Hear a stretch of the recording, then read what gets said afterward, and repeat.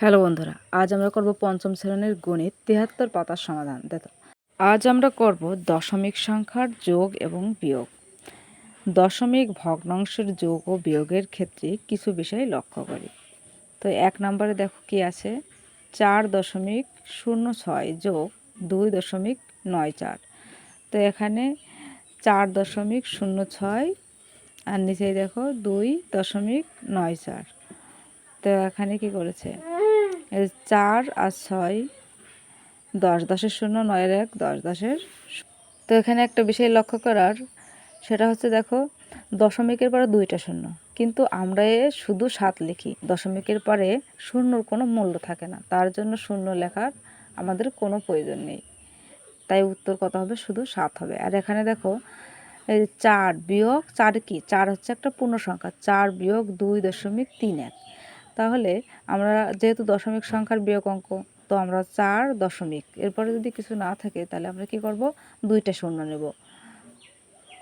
2টা শূন্য নিয়ে নিচেও 3টে সংখ্যা, উপরেও 3টে সংখ্যা, এইভাবে আমরা লিখলে তাহলে সঠিকভাবে আমরা এটা উত্তর করতে পারবো, না হলে কিন্তু উত্তর ভুল হয়ে যাবে।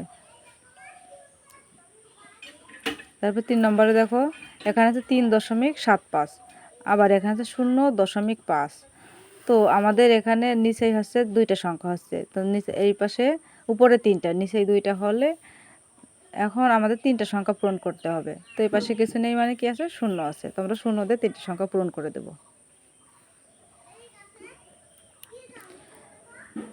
তারপর আমরা এখানে দেখো 7.858 বিয়োগ 6.87। তো এখানে কি ভুল আছে, এখানে এই যে দশমিকের আগে শূন্যটা দিইনি।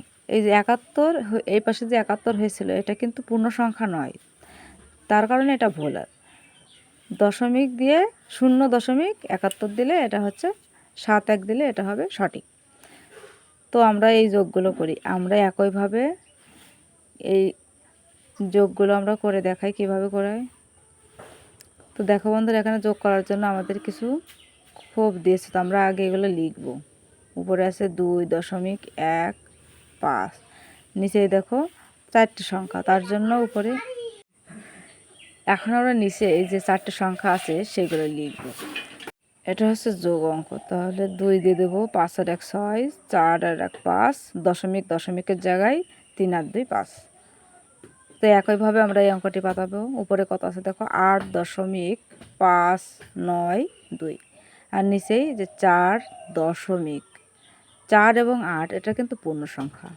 দশমিকের পরে কী কী আছে দেখো, সেইভাবে দিতে হবে। এই যে এখানে নেই মানে কি আছে, শূন্য আছে, তো শূন্য থেকে আর উপর আছে 2, তাহলে 2 লেবে গেল।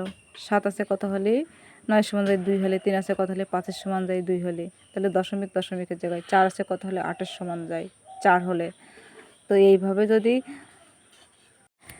তো দেখো বন্ধুরা, নিচের আমরা যোগ অঙ্কগুলো পাতিয়ে নিয়েছি, তো উপর নিচে হিসাব করি। তো এখানে দেখো 8 আর 2 10, 10-এর 0, হাতে কত 1, 7 আর 2 9 আর 1 10, 10-এর 0।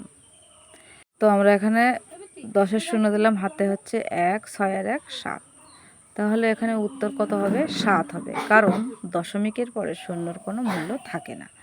9 আর 1 10-এর 0, হাতে কত 1, 7 আর 4 11, আর হাতে 1 12, 12-এর 2, 3 আর 1 4, আর 1 হচ্ছে 5, দশমিক 5 আর 3 8। তো এখানে কি উত্তর হবে, এখানে হবে 8.52। দশমিকের পরে শূন্যটা বাদ দিয়ে দেবো আমরা। এই যে এটা হচ্ছে উত্তর। এখন আমরা 3 নম্বর অঙ্কে দেখো, 4 হচ্ছে পূর্ণ সংখ্যা।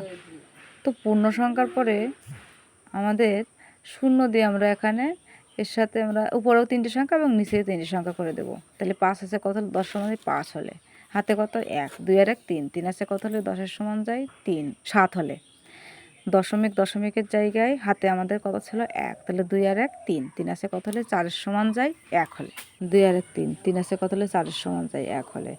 তো এখানে উত্তর হচ্ছে 1.75।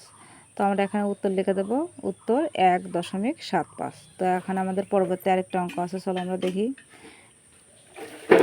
এখান থেকে 8 আছে কত হলে 12 সমান যায় 4 হলে, হাতে 1, 4 আর 1 5, 5 পিছে মিলে গেলে 0, এখানে 6 সে মিলে গেলেও 0, এখানে দেখো দশমিক, তাহলে 7 আছে কত হলে 6 আছে কত হলে 7 সমান 1 হলে, তাহলে এখানে উত্তর হবে 1.004।